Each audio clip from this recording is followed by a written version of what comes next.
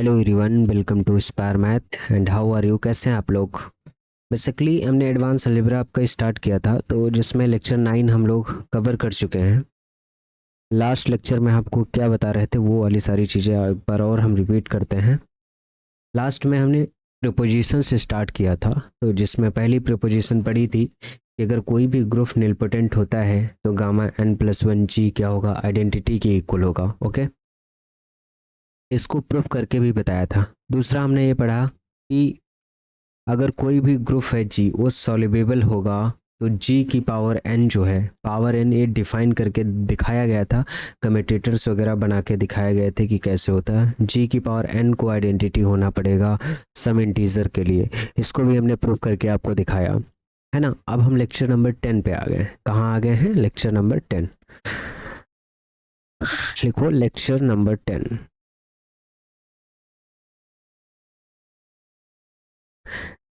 आगे जो प्रपोजिशंस हैं या जो लेमा है या जो थ्योरी है उसको हम डिस्कस करेंगे, है ना। तो इसमें लिखो एक लेमा आती है, इसके बाद लेमा क्या कहती है, पहले स्टेटमेंट देखो। लेट एक मैपिंग डिफाइन है फाई जी से लेके के पे, और ये है क्या, be group homomorphism. Group homomorphism पता है, ग्रुप थ्योरी में आपने पढ़ा होगा। ये क्या है हमारे पास, ग्रुप होमोमॉर्फिज्म है। Okay, and H be a subgroup of C, and H be a, H क्या है हमारे पास, सब ग्रुप है जी का, and H be a subgroup of G. Then for a non negative integer n, for a non negative integer n, अगर phi G से लेके के पे कोई ग्रुप होमोमॉर्फिज्म है और h क्या है, कोई सब ग्रुप है जी का, तो for a non negative integer n, जो नॉन नेगेटिव इंटीजर n होगा उसके लिए कुछ प्रॉपर्टीज हैं। क्या पहली प्रॉपर्टी ये है कि गामा n+1 h जो होगा वो हमेशा क्या रहने वाला है, लेस आर इक्वल टू रहने वाला है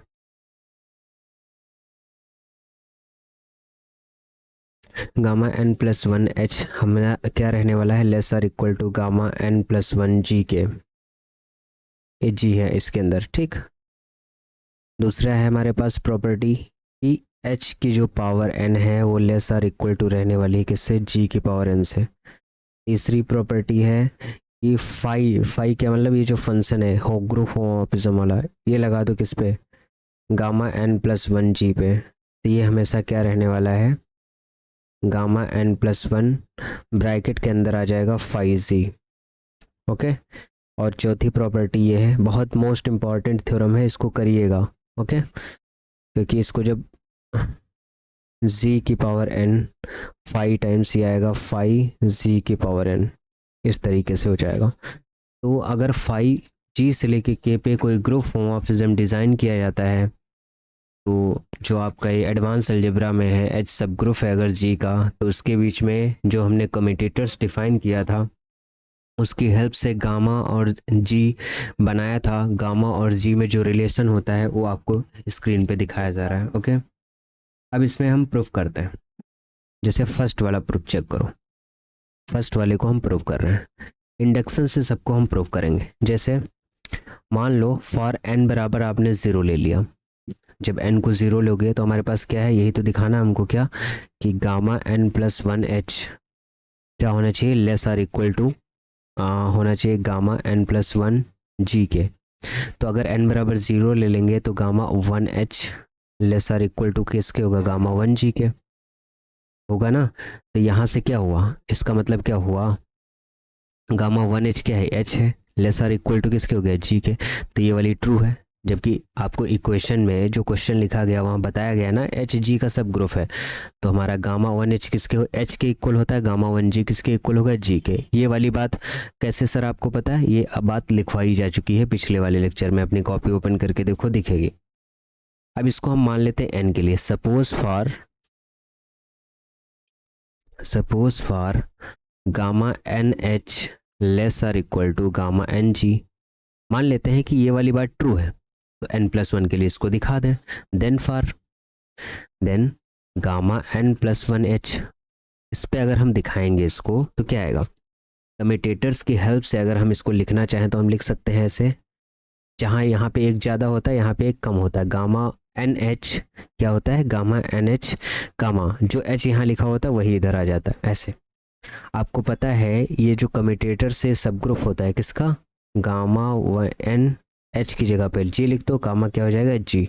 इस कम्यूटेटर्स को सब ग्रुप हम बना सकते हैं क्योंकि यहाँ से आपने प्रूफ किया है गामा वन एच इसका सब ग्रुप है। ऊपर जो आपने माना है कि गामा एन एच जो है सब ग्रुप है किसका, गामा एन जी का, तो यहाँ पे हमने लिख दिया। और एच किसका सब ग्रुप है, जी का, तो ये जो आएगा किसके इक्वल आएगा, इसको हम लिख सकते हैं गामा एन प्लस वन और जी। तो यहाँ से हमको क्या पता चला कि gamma n plus one H जो है वो लेस आर इक्वल टू हो जाएगा gamma n plus one G. ये डायरेक्टली आपको थ्योरम्स मिलेंगे देखना, ओके। आपको बस याद करके जाना है, समझ पा रहा है कि नहीं, या फिर समझ लो तो अपने आप कर लो, ज़्यादा बेटर है। दूसरी प्रॉपर्टी आपकी जो थी उसको हम प्रूव करते हैं। इंडक्शन से हम ये सब प्रूफ कर रहे हैं, ठीक। दूसरे में आपको ये प्रूफ करना है कि गामा एन जो होगा वो लेस आर इक्वल टू होगा किसके, जी की पावर एन, है ना, गामा नहीं, ये हमको, ये हमारा टास्क है, एच की power n less or equal to G की पावर एन, ओके। तो फॉर अगर हम n बराबर ज़ीरो ले लेते हैं इस वाले केस में, तो s की power zero less or equal to हो जाएगा क्या, z की पावर ज़ीरो से। तो h की पावर ज़ीरो क्या होगा, h होगा, z की पावर ज़ीरो क्या होगा, g होगा। तो n बराबर ज़ीरो के लिए क्या है, ट्रू है। सपोज कर लेते हैं, सपोज कि ये हमारे पास ऐसा है, मान लेते हैं कि ऐसा है, तो हमको n प्लस वन के लिए इसे दिखाना पड़ेगा। Then for n plus one यानी s की पावर n प्लस वन। अब इसे कम्यूटेटर्स में अगर हम लिखना चाहें तो h की पावर n प्लस वन को हम लिख सकते हैं h की पावर n और h की पावर n। h की पावर n सब ग्रुप है z की पावर n का, तो इसे हम कम्यूटेटर्स में क्या लिख सकते हैं, z की पावर n, g की पावर n, और g की पावर n को क्या लिख सकते हैं, z की पावर n प्लस वन। तो यहाँ से ये प्रूफ हो गया कि h की power n plus one less or equal to हो जाएगा किससे, g की पावर n प्लस वन से। लेस आर इक्वल टू का मतलब इसका ये जो साइन है ये सब ग्रुप का साइन है, इसका साइन है सब ग्रुप का साइन, तो ये वाली भी कंडीशन ट्रू हो गई। ये सारी चीज़ें आपको देखना एज इट इज़ मिलने वाली, ओके। आई थिंक ये वाली बात आपको समझ में आ गई होगी, ओके। चलो अब जो तीसरा आता है हमारे पास उसको प्रूव करते हैं कि कैसे प्रूफ होगा तीसरा। थर्ड वाला देखो जो हमने लिखा था, थर्ड वाला हमने लिखा क्या था पहले वो लिख लेते हैं, उसके बाद प्रूफ करोगे ना। वो था 5 times gamma n plus one H, नहीं gamma n plus one G यहाँ पे था, तो ये हमारे पास आता था गामा एन प्लस वन बाहर निकाल दो, ब्रैकेट के अंदर फाई ऑफ सी, इस तरीके से कर दो। आपको इसको भी इंडक्शन से हम प्रूव करेंगे। अगर एन बराबर मान लो ज़ीरो है, एन बराबर ज़ीरो है तो फाई गामा वन जी बराबर हमारे पास क्या आना चाहिए, फाई गामा वन जी। गामा वन जी की वैल्यू क्या होती है जी, तो यह आ जाएगा फाई जी, और फाई जी को हम क्या लिख सकते हैं, गामा वन फाई ऑफ जी, ऐसे हम लिख सकते हैं, कोई दिक्कत नहीं है। यहाँ से जैसे एन बराबर ज़ीरो रखोगे यहाँ से आ जाएगा, तो फाई जी की ये दोनों वैल्यूज़ हो गई, कोई इशू नहीं है। तो यहाँ से हम कह सकते हैं कि फाई गामा वन जी जो है ये बराबर होगा किसके, गामा वन फाई जी के। मतलब ये हुआ कि n बराबर ज़ीरो के लिए ये वाली चीज़ होल्ड कर रही है यानी ट्रू है। तो हम क्या मान लेंगे, सपोज फॉर के, सपोज फॉर, सपोज कर लेते हैं, क्या सपोज करते हैं, 5 टाइम्स गामा के जी जो है ये क्या है, गामा के बाहर निकाल लो, 5 टाइम्स जी अंदर, इस तरीके से सपोज कर लिया। देन फॉर, अब हमको इसे दिखाना है, क्या दिखाना है कि 5 टाइम्स गामा के प्लस वन जी, इसको हम दिखा दें। अब देखो इसे हम पहले लिखते हैं कम्यूटेटर्स में, तो फाई को ऐसे ही रखो, गामा के प्लस वन को कम्यूटेटर्स में लिखोगे तो गामा के और साथ में जी, गामा जी हम लिख सकते हैं। ये बात तो आपको आती है, बहुत बढ़िया। अब इस फाई को अंदर आप भेजो, तो 5 टाइम्स गामा के जी गामा फाई जी, इस तरीके से हम लिख सकते हैं, बहुत बढ़िया। यहाँ से गामा के बाहर निकाल लो, इस वाली जो आपने माना है, यहाँ से गामा के आपने बाहर निकाला तो आ गया फाई ऑफ जी, ओके। और साथ में ये जो फाई जी है इसको लिख लो, अब देखो, जब इस ये वाला टर्म लिखा था तो इससे तुमने यहाँ कन्वर्ट किया, और जब ये कम्यूटेटर्स लिखा है तो कम्यूटेटर से यहाँ नहीं जा सकते हो, बिल्कुल जा सकते हो। तो गामा के प्लस वन अंदर बाहर आ जाएगा और ब्रैकेट के अंदर क्या आ जाएगा, फाई ऑफ जी। तो यहाँ से ये क्या हो गया, हमारे पास प्रूफ हो गया। यही हमको लाना था। समझ में आया कि नहीं? ये ऐसा हम तब कर पाए हैं, ये फाई अंदर बाहर, चूंकि फाई हमारे पास क्या है, होमोमॉर्फिज्म। अगर फाई ग्रुप होमोमॉर्फिज्म नहीं होता तो ये वाला काम हम नहीं कर पाते। तो इंडक्शन से ये वाली बात ट्रू हो गई। समझ में आया कि नहीं? सेम प्रकार से आप चौथा वाला जो टर्म है उसे भी आप प्रूफ कर सकते हो। फोर्थ कंडीशन क्या है हमारे पास, जैसे हमारे पास गिवन है 5 टाइम्स, हमको ये प्रूफ करना, 5 टाइम्स जी की पावर एन हमको दिखाना है क्या, 5 टाइम्स जी की पावर एन अगर है तो 5 आप बाहर ले लो, ब्रैकेट के अंदर जी की पावर एन, इस तरीके से हमें समझाना है। ओके, नहीं यहाँ पे गड़बड़ हो गया, थोड़ा सा इसे ध्यान दे के लिखो।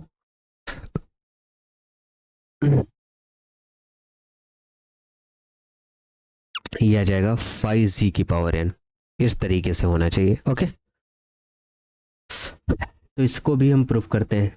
जैसे मान लो आप इसमें n बराबर ज़ीरो लोगे, तो अगर n बराबर ज़ीरो लोगे तो 5 जी की पावर ज़ीरो इस तरीके से आएगा, और 5 जी की पावर ज़ीरो क्या हो जाएगा, 5 जी। 5 जी को अगेन हम लिख सकते हैं 5 जी की पावर ज़ीरो, तो कोई इशू नहीं है इसमें, n बराबर ज़ीरो के लिए ये बात ट्रू है। अब हम इसको k के लिए मान लेते हैं, suppose it is true for 5 जी की पावर k बराबर 5 जी की पावर k, पूरे के होल पावर के। तो अब k प्लस वन के लिए दिखा दो, देन फॉर सेम काम करना है, 5 जी की पावर k प्लस वन, इसके लिए हमें दिखाना है। तो इसको हम कम्यूटेटर्स में ब्रेक कर लेंगे, 5 बाहर रखोगे, g की पावर k प्लस वन को g की पावर k, जी की पावर k में हम कन्वर्ट करेंगे।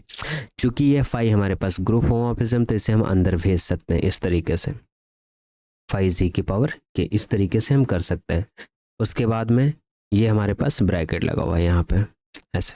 ओके, इसको हम ऐसे लिख सकते हैं, 5 जी की पावर के लिख सकते हैं, यहाँ भी 5 जी की पावर के लिख सकते हैं इस तरीके से।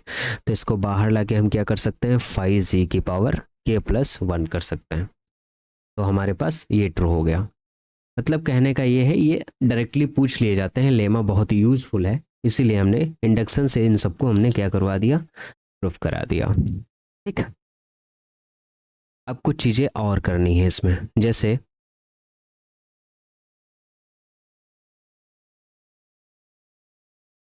थोड़ा सा एक नोट लिखो, ये नोट लिखोगे तभी थोड़ा सा समझ पाओगे। नोट हमारे पास ये है कि अगर मान लो एच हमारे पास सब ग्रुप है जी का, और एक्स वाई एलिमेंट है कहाँ, जी के अंदर। एक्स अगर एच, और एच हमारे पास क्या है, जी का सब ग्रुप है, और एक्स वाई ग्रुप के एलिमेंट है। तो आपको पता है, आपने ग्रुप थ्योरी में पढ़ा था कि एच एक्स कॉसेट बनाओ और एच वाई, ये दोनों इक्वल कब होंगे, इक्वल तभी होंगे जब एक्स वाई इनवर्स हमारा कहाँ बिलोंग कर रहा होगा, एच के अंदर। दूसरी कंडीशन कि एक्स एच कहो या वाई एच कहो, है ना, लेफ्ट कॉसेट या राइट कॉसेट, ये दोनों कब इक्वल होंगे, ये तभी इक्वल हो सकते हैं जब वाई इनवर्स एक्स से बिलोंग करे किसके अंदर, एच के अंदर। ये सब आपने पढ़ा होगा, लेकिन मैं थोड़ा रिकॉल करवा दे रहा हूँ। एच एक्स जो लेफ्ट कॉसेट होता है, इसका जो ऑर्डर है इसके एच वाई के ऑर्डर के क्या होता है, इक्वल होता है।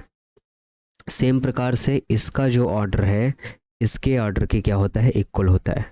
और इसी तरीके से जो एच एक्स का ऑर्डर है वो इक्वल होगा एच के ऑर्डर के, कब होगा, जब ये एक्स एच के ऑर्डर के, ये तीनों ऑर्डर क्या होते हैं, इक्वल होते हैं। तो ये प्रॉपर्टी यूज की जा सकती है। जैसे मान लो कि अभी लिखा है फाई एच और फाई के, इस तरीके से लिखा है हमने, और ये कम्यूटेटर्स के अंदर लिखा गया है, और ये कैसा है हमारे पास, फाई एच के, मतलब एच के था कम्यूटेटर्स, उस पर फाई लगाया तो ए एस आया।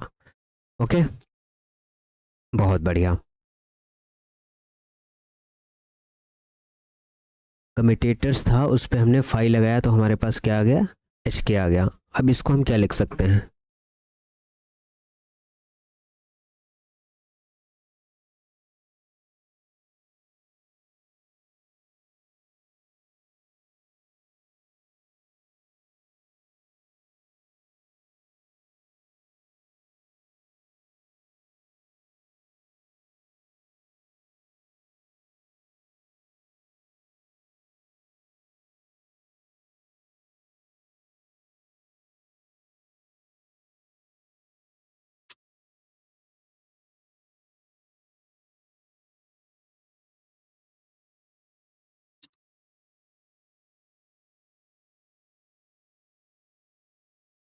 Hello, sorry for disturbance. देखो, जैसे हमारे पास फाई क्या है, होमोमॉर्फिज्म है। तो जब फाई होमोमॉर्फिज्म है तो अगर फाई एच और फाई के का हम कम्यूटेटर्स निकालते हैं तो हमारे पास क्या आता है, फाई एच क्या आता है, जो कि इस तरीके से लिखा है। और कम्यूटेटर्स के अंदर के एलिमेंट आपको जैसे मान लो फाई कम्यूटेटर्स के अंदर स्मॉल एच स्मॉल के लिखा है, तो हम इसको ऐसे लिख सकते हैं एच के, एच इनवर्स के इनवर्स, कोई दिक्कत, ऐसे लिख सकते हैं ना। फिर क्या करोगे, अलग अलग तोड़ोगे, फाई एच, फाई के, फिर फाई एच इनवर्स, फिर फाई के इनवर्स, ऐसे हम कर सकते हैं, अलग अलग कर सकते हैं ना। Very good. अब इसको अलग अलग करने के बाद अब आप क्या करोगे, इसे बताओ। इसको अलग अलग करने के बाद अब इसको, जैसे ये लिखा है हमारे पास फाई एच और ये क्या है फाई के, और ये जो फाई एच है, फाई एच को अंदर कर लो, इसका इन्वर्स कर लो, और इसको क्या कर दो, फाई के को अंदर कर लो और इसका इन्वर्स कर दो, इस तरीके से लिख लो। जब ऐसा हो गया तो हम इसको लिख सकते हैं ब्रैकेट के अंदर फाई एच और फाई के कम्यूटेटर्स, है ना। तो वही ये वाली बात हमने यही लिखी है, जो हमने पीछे किया है यहाँ पे ये वहीं से किया है, ठीक है। तो ये मत सोचना कि कम्यूटेटर से कैसे आ जा रहा है, ओके। अब इसके बाद अगली प्रोपोजिशन है, उसे लिखिए और एंजॉय करिए, ठीक है। देखो थ्योरम्स तो आई हैं, डरना घबराना नहीं है, बस थोड़ा ध्यान लगा के समझोगे तो समझ में आ जाएगा। मैं भी ट्राई कर रहा हूँ समझाने के लिए। प्रोपोजिशंस, है ना। जिनको बिल्कुल भी मैथ से लगाव नहीं है तो क्या करें, स्टेटमेंट रट ले, काम चल जाएगा। Let let G be a nilpotent group, be a nilpotent group. लिखो नेक्स्ट प्रोपोजिशन। अगर जी हमारे पास निलपोटेंट ग्रुप है, let G be a nilpotent group, then every subgroup, then every subgroup and every homomorphic image of G is nilpotent. Then every subgroup and every homomorphic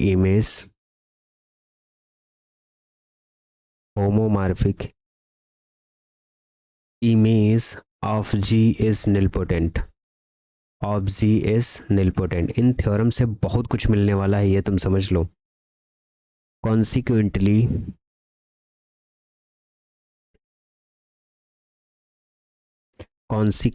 if n is a normal subgroup of Z, n is a normal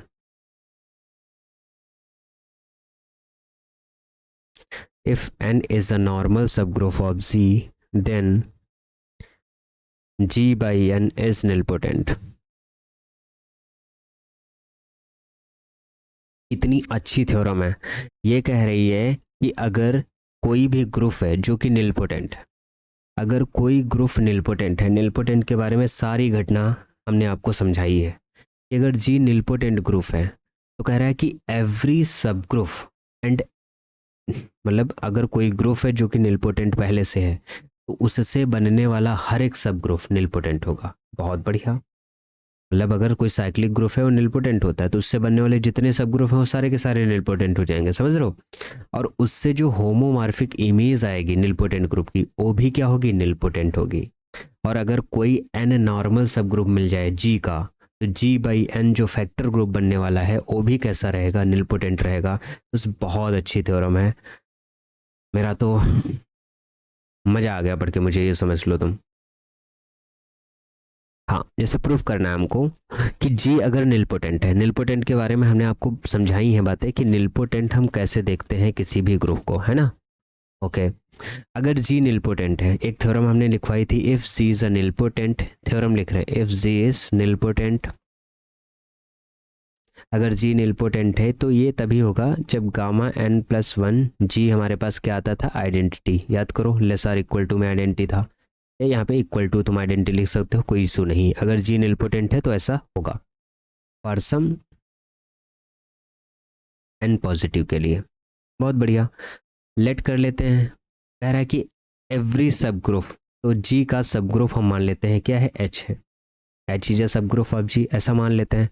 तो अगर H G का सब group है तो पीछे theorem हम proof कर चुके हैं कि gamma n plus one H जो होगा लेस आर इक्वल टू होगा किससे, gamma n plus one G से।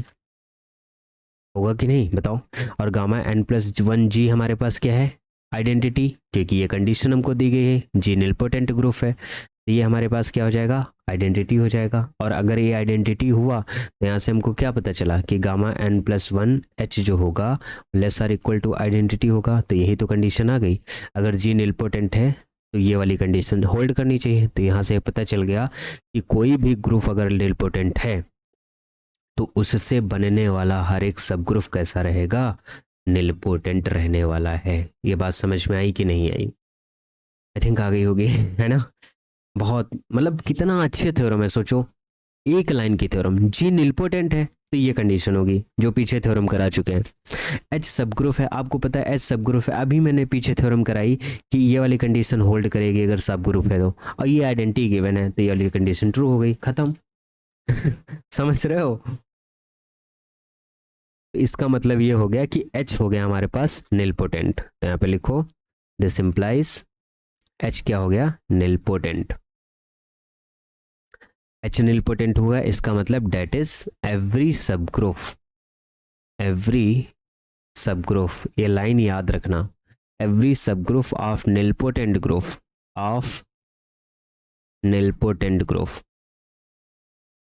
every subgroup of nilpotent group is nilpotent,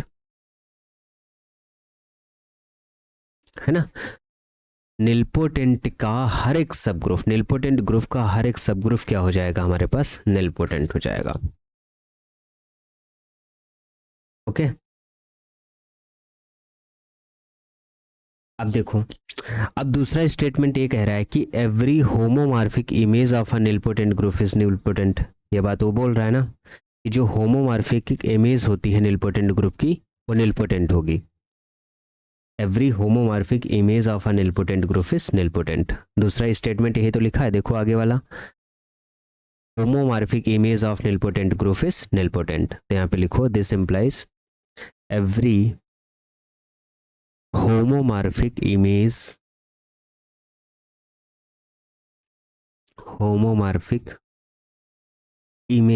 of a nilpotent group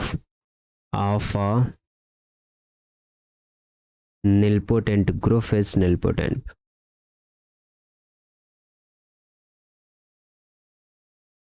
जितनी भी होमोमॉर्फिक इमेज होंगी निलपोटेंट ग्रुप की वो कैसी रहने वाली हैं, निलपोटेंट रहने वाली हैं। जैसे मान लो इफ एक हमने मैप डिफाइन कर ली उसी तरीके से जी से लेके के की, और ये क्या है, होमोमॉर्फिज्म मैप है, एंड जी क्या है, nilpotent, G is nilpotent, G हमारे पास निलपोटेंट ग्रुप है। देन अगर जी निलपोटेंट है तो आपको पता है कि gamma n plus one G क्या होने वाला है, आइडेंटिटी होने वाला है for n greater or equal to 0 के लिए। तो अगर ऐसा होने वाला है तो gamma n plus one five G अगर हम निकालेंगे तो हमारे पास क्या आएगा, 5 times gamma n plus one G आ जाएगा, आएगा कि नहीं।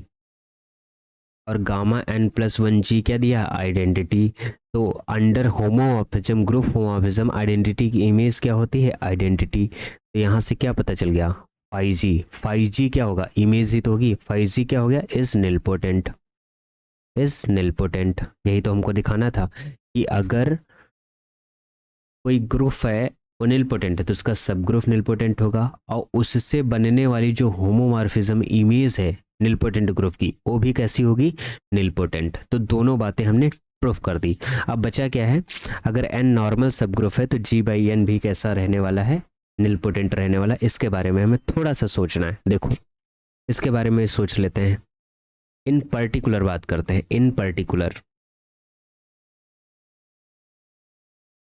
ये बात ये है कि मान लो इफ़ एन हमारे पास क्या है, नॉर्मल सब ग्रुप है जी का, तो एक हम मैप डिफाइन कर रहे हैं पाई, कहाँ से कहाँ तक, जी से लेके जी बाई एन तक, क्योंकि हमें जी बाई एन को ही दिखाना है निलपोटेंट। ओके, और कैसे डिफाइन कर रहे हैं, डिफाइंड बाई, यहाँ पे लिखो डिफाइंड बाई, कैसे, पाई ऑफ जी क्या हो जाएगा, एन जी। ओके, एन क्या है, नॉर्मल सब ग्रुप, और जी क्या है, इस जी का मेंबर है।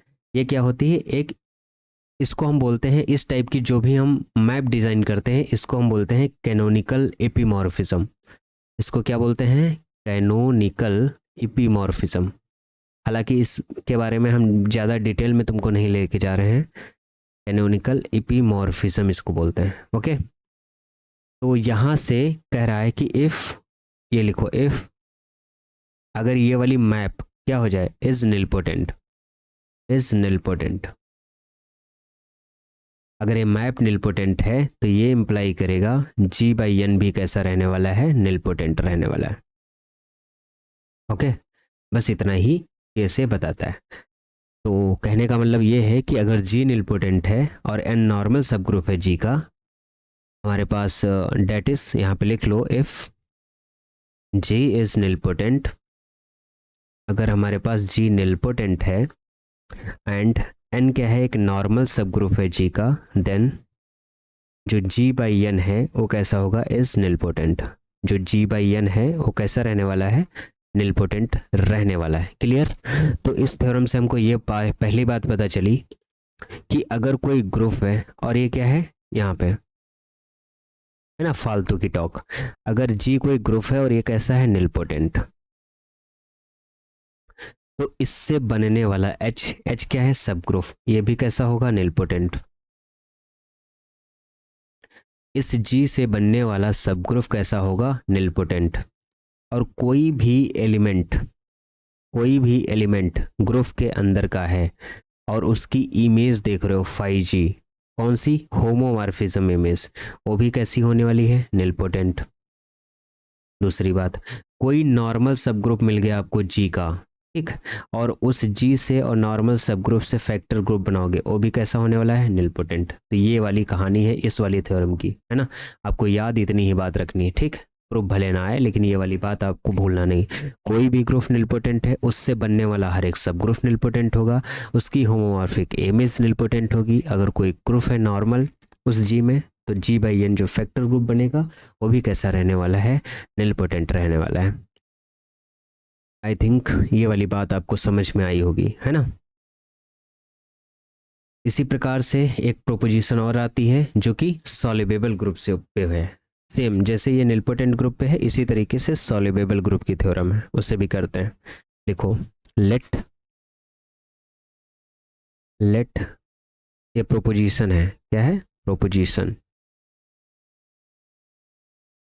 Late G be a soluble group, G be a soluble group। अगर G हमारे पास क्या है, कोई soluble ग्रुप है, देन एवरी सब ग्रुप, उसी तरीके से देन एवरी सब group and every homomorphic image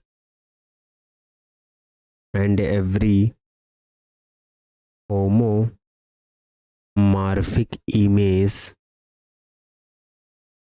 of G is soluble।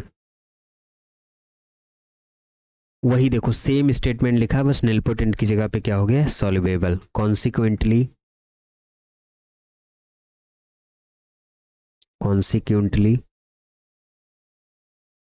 if N is a normal subgroup of G, N is a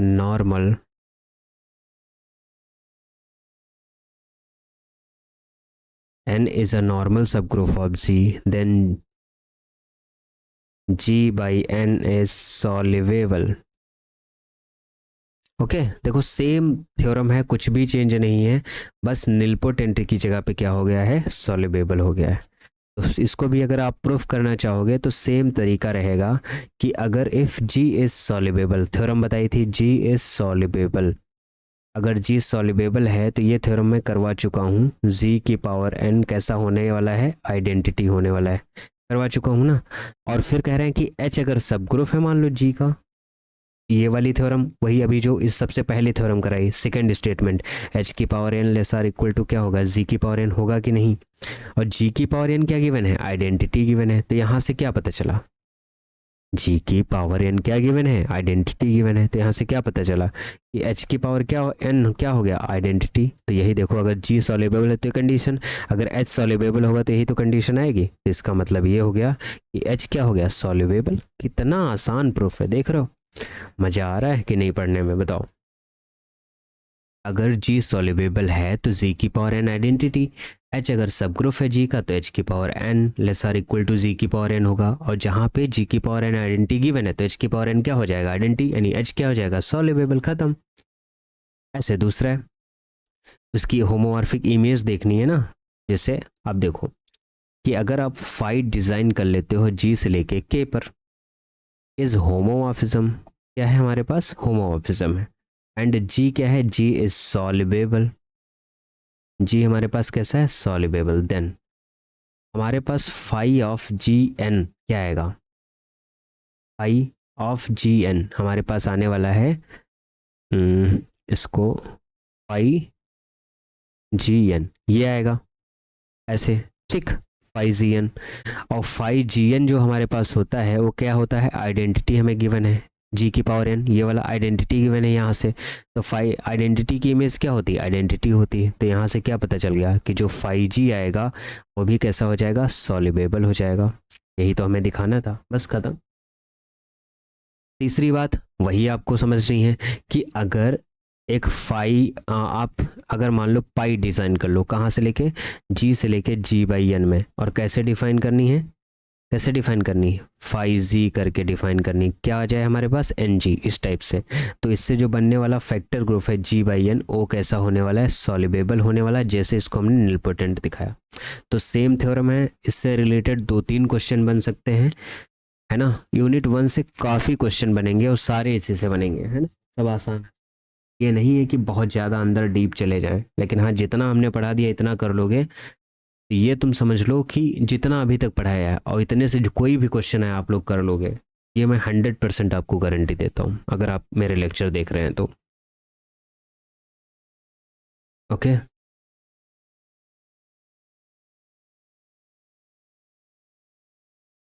अब ये है कि अगर n नॉर्मल सब ग्रुप है g का और n और g बाई एन क्या है दोनों के दोनों सॉल्युबल है, मतलब ये नहीं बता रहा है कि जी सॉल्युबल है, ये कह रहा है कि अगर n नॉर्मल सब ग्रुप है जी का, जी के बारे में कोई इन्फॉर्मेशन नहीं है, लेकिन ये बता रहा है कि n और g बाई एन जो फैक्टर ग्रुप बनाओगे ये दोनों सॉल्युबल हैं, तो कह रहा है कि g को सॉल्युबल होना ही पड़ेगा, अदरवाइज ऐसी कंडीशन एग्जिस्ट ही नहीं कर सकती एडवांस अलजेब्रा के अंदर, समझ रहे हो। तो इस बात को हम देखते हैं और सिखाते हैं, बहुत अच्छा है यार ये सब, है ना, कठिन थोड़ा भी नहीं है, बस मज़े से पढ़ते चलो। 2 थ्योरम है कराते हैं, 2 थ्योरम के बाद हम अपनी वाणी को विराम देंगे।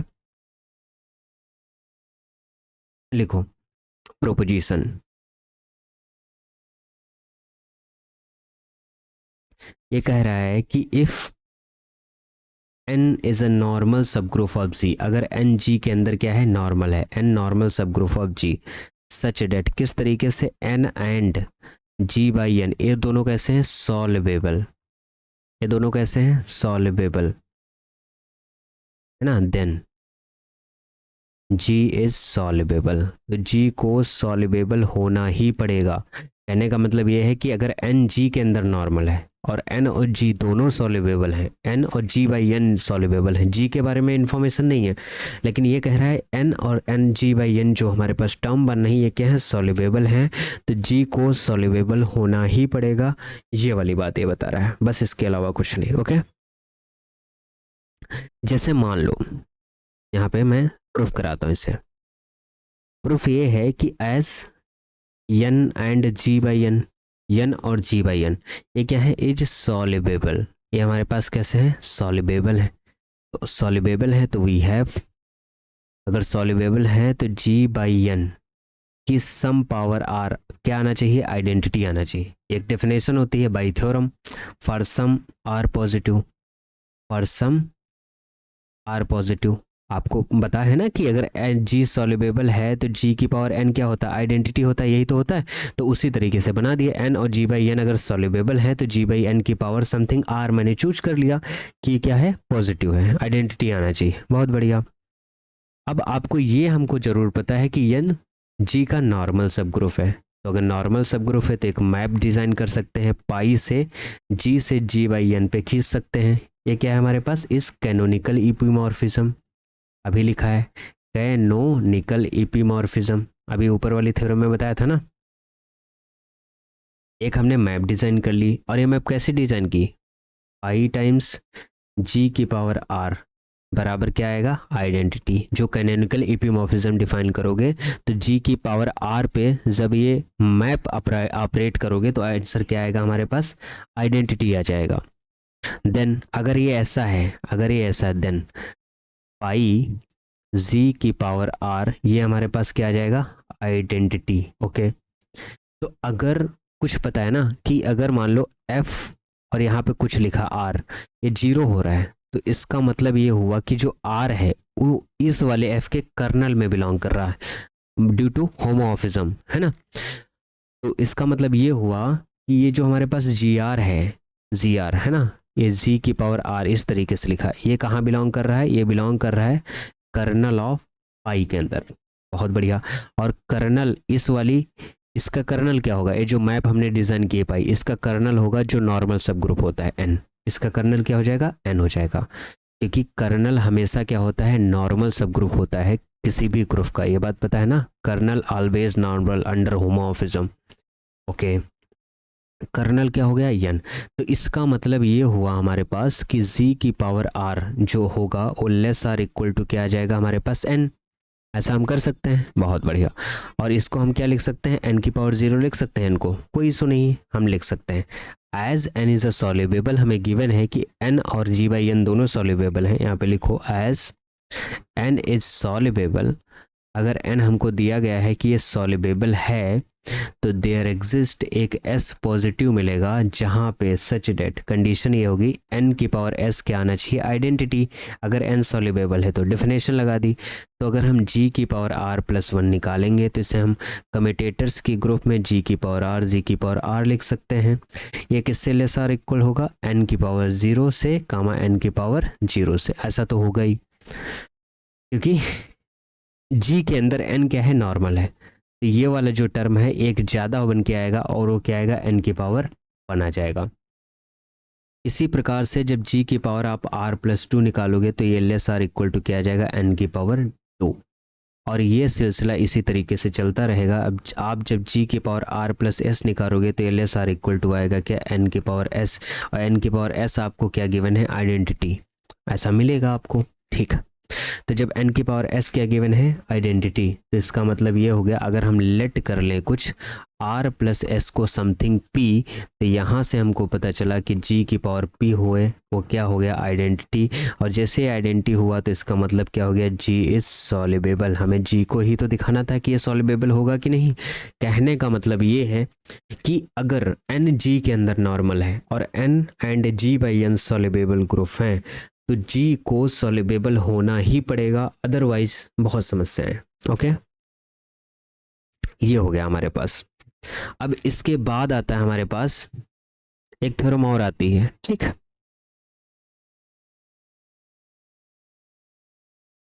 लेकिन ये जो थ्योरम हमने लिखवाई है, ये वाली थ्योरम नीलपोटेंट ग्रुप के लिए नहीं ट्रू है कि आप एन नॉर्मल है जी के अंदर, एन ओ जी बाई एन सॉल्युबल है तो जी भी नीलपोटेंट होगा, ऐसा नहीं है, ठीक। क्योंकि नीलपोटेंट के लिए काउंटर एग्जाम्पल लिख लो, कॉजन। सावधानी क्या है, सावधानी ये है, above proposition is not true for nilpotent groups. Okay, example, S3 जो होता है वो नॉट नीलपोटेंट होता है, नीलपोटेंट नहीं होता है, S3 नीलपोटेंट नहीं होता है। बट S3 के अंदर A3 क्या होता है, नॉर्मल, पता है आपको। तो अगर S3 अपॉन A3 आप बनाते हो तो ये 2 से डिवाइड होगा, इसका ऑर्डर कितना आएगा, 2, यानी ये Z2 के आइसोमॉर्फिक होगा। और Z2 क्या होता है, साइक्लिक, और साइक्लिक कैसा हो जाएगा, ये नीलपोटेंट हो जाएगा। साइक्लिक अबेलियन नीलपोटेंट होते हैं कि नहीं, बताया था। Z2 कैसा हो जाएगा, नीलपोटेंट हो जाएगा। ये जो A3 है, A3 भी, A3 हमेशा कैसा है, Z3 के आइसोमॉर्फिक है, तो ये भी कैसा हो जाएगा, नीलपोटेंट। ये भी कैसा हो जाएगा, नीलपोटेंट। लेकिन A3 भी नीलपोटेंट है, देखो नीचे वाला टर्म, और इसका फैक्टर ग्रुप भी नीलपोटेंट है, ये वाला टर्म, लेकिन ऊपर वाला नीलपोटेंट नहीं है। S3 is not nilpotent. समझ आया कि नहीं। बट S3 हमारे पास क्या है, सॉल्युबल है, जो हमने थ्योरम लिखाई है ना। ये वाली थ्योरम निलपोटेंट ग्रुप के लिए एप्लीकेबल नहीं है, सॉल्युबल के लिए एप्लीकेबल है। बहुत बढ़िया। एक लास्ट थ्योरम आज के लेक्चर का, और फिर इसको हम फिनिश करते हैं। देखिए प्रोपोजिशन,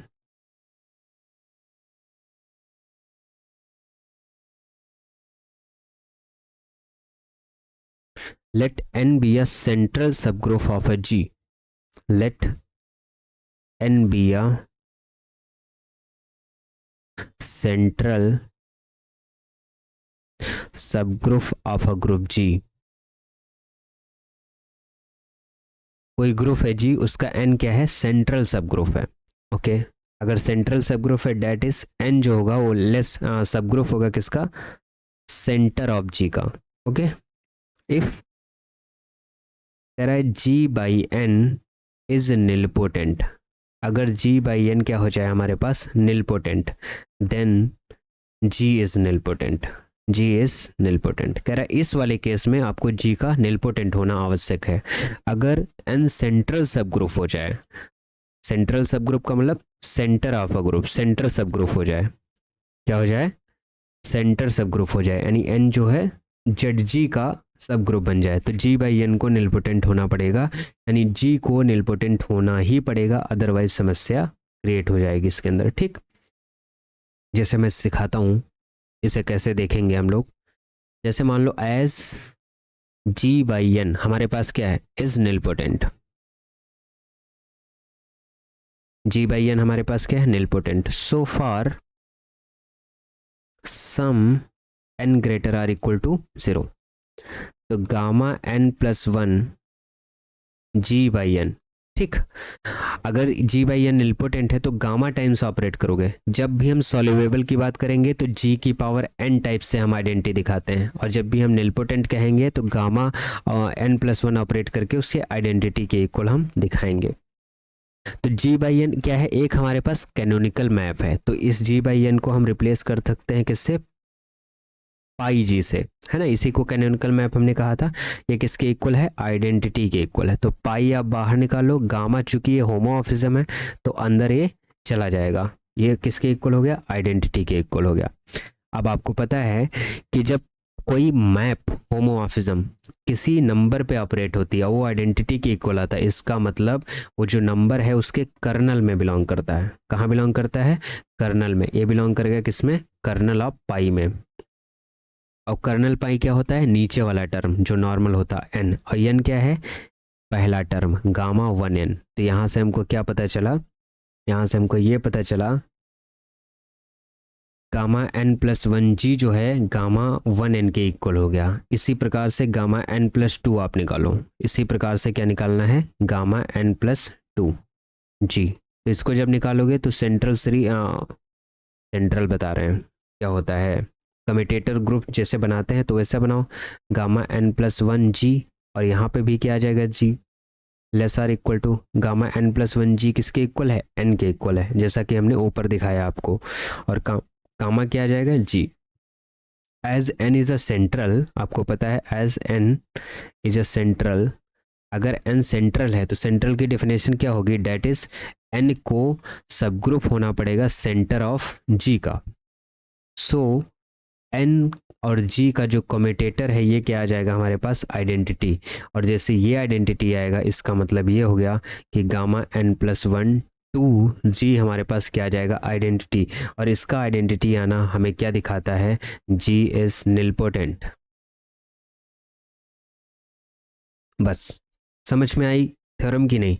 अगर n हमारे पास कोई सेंट्रल सब ग्रुप है g का और n सब ग्रुप है सेंटर ऑफ g का, तो g बाई n को निलपोटेंट होना पड़ेगा। और जहाँ पे g बाई n निलपोटेंट है तो g को निलपोटेंट किसी भी हालत में होना पड़ेगा। तो ये थ्योरम्स आज मैंने कराई। इसके बाद आपको हम कराएंगे डायरेक्ट प्रोडक्ट, है ना। और डायरेक्ट प्रोडक्ट से रिलेटेड हमारे पास एक थ्योरम और कितना थ्योरम है, दो थ्योरम है ना। थोड़ा सा बचा है डायरेक्ट प्रोडक्ट का कॉन्सेप्ट। डायरेक्ट प्रोडक्ट का कॉन्सेप्ट बताने के बाद लास्ट लेक्चर आपका आएगा यूनिट 1 में, और उसके बाद ख़त्म हो जाएगा। फिर हम यूनिट 2 स्टार्ट करेंगे, फाइनाइट अबेलियन ग्रुप जो हमारे पास है। ठीक, अब यूनिट 2 में ज़्यादा समय नहीं लगेगा, यूनिट 3 में भी नहीं लगेगा, कम कम लेक्चर आएंगे, 4 5 लेक्चर में ख़त्म हो जाएगा। यूनिट 1 में थोड़ा टाइम लग गया। ओके, बाय बाय, मिलते हैं नेक्स्ट लेक्चर में।